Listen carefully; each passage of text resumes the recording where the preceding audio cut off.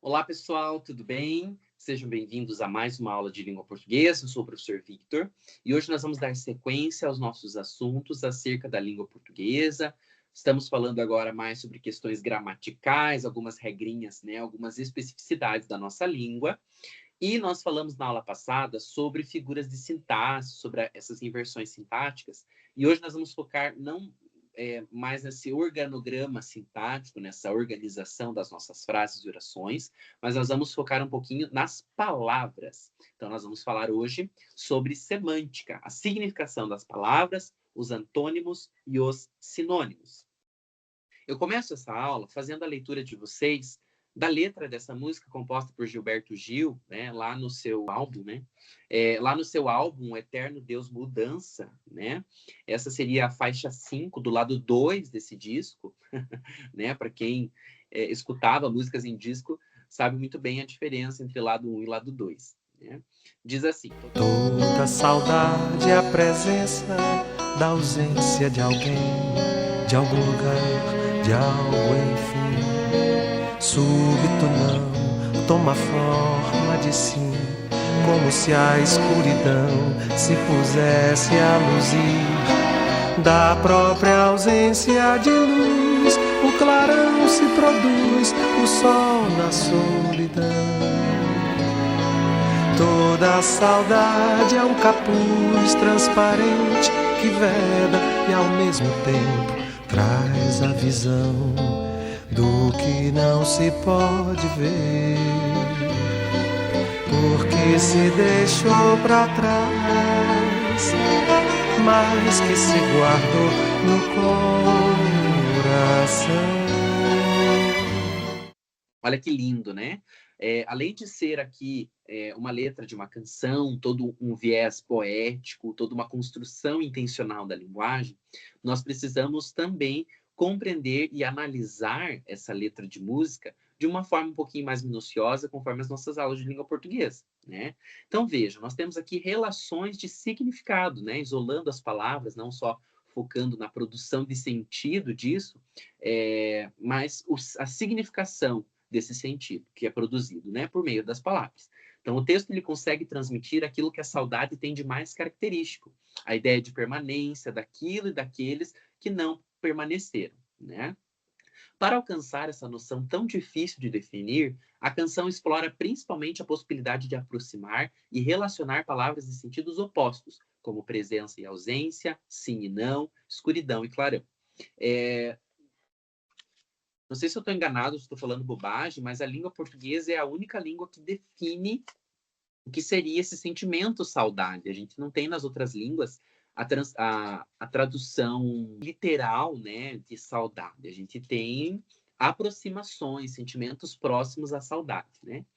As relações de significado entre as palavras constituem um poderoso instrumento de organização dos textos. No caso de toda a saudade, nós podemos afirmar que o conjunto do texto se articula a partir da oposição de sentidos entre as palavras. E aí, gente, nós vamos ter aqui uma questão que vai falar um pouquinho sobre o signo, significante e significado. O que seria isso, minha gente? Vamos lá, então. Então, nós conversamos nas nossas aulas sobre comunicação e linguagem que a gente usa um código, né? O código, o conjunto de sinais de regras de combinação desses sinais utilizados na comunicação. A linguagem é esse conjunto de sinais que podem ser empregados na comunicação. A língua, sendo o conjunto de elementos, de regras de combinação, desses elementos que constituem a linguagem oral e escrita ou uma coletividade.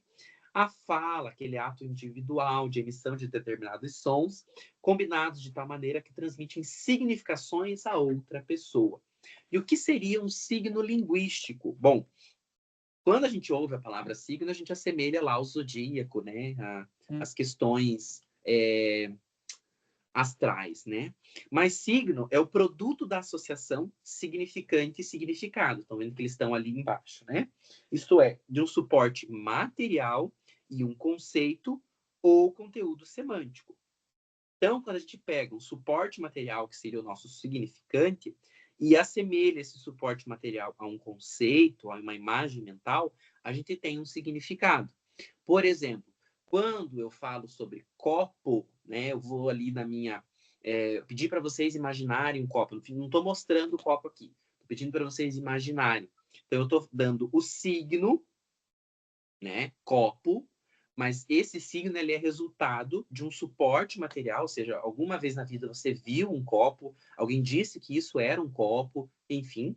E você tem ali esse conceito copo, né? Copo serve para quê? Você tem essa imagem mental, o copo sendo usado para quê? Então você junto o significante com o significado forma o signo, tá?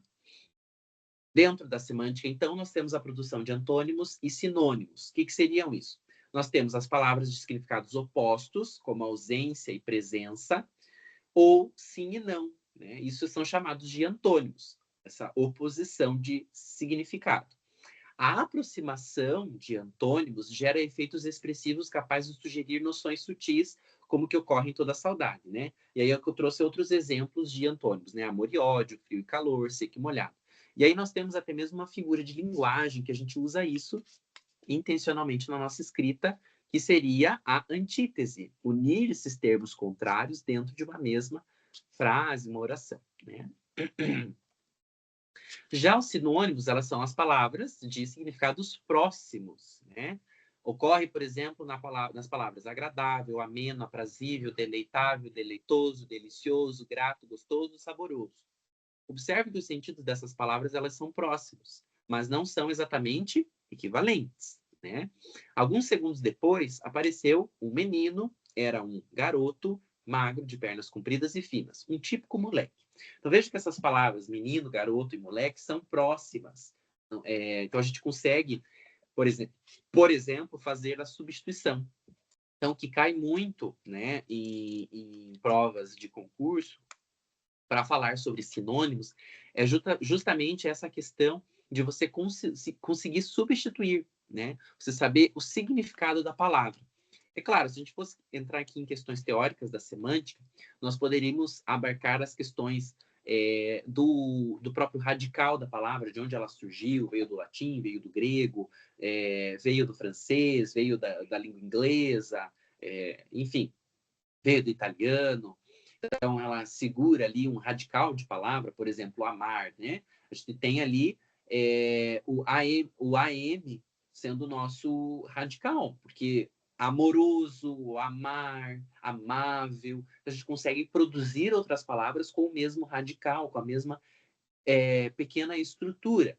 E aí vai ter questão de vogal temática, vai ter prefixação, sufixação, né? O que seria um prefixo? Vem antes da palavra, por exemplo, ex-diretor. Esse ex está funcionando como prefixo. Ou sufixação, que daí vem depois, né, da nossa palavrinha.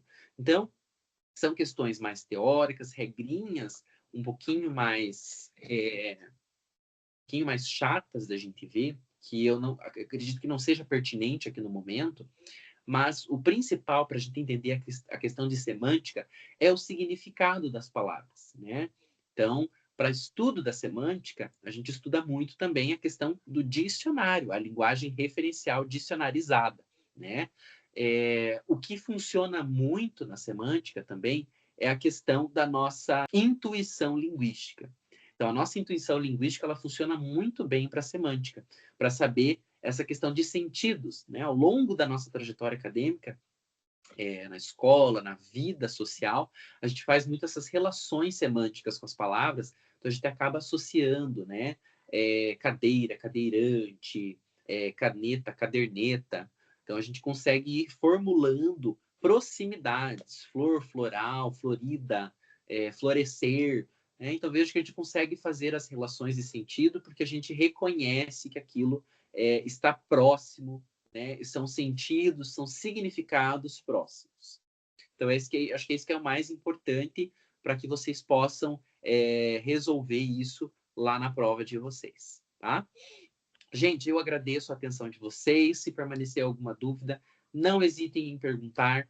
Fico à disposição, entre em contatos e nós nos vemos na próxima aula. Nossa trajetória ainda não acabou, tem mais alguns conhecimentos. Já adianto para vocês, nós estamos aí na reta da metade para frente dos conhecimentos de língua portuguesa, ok? Muito obrigado e até a próxima aula.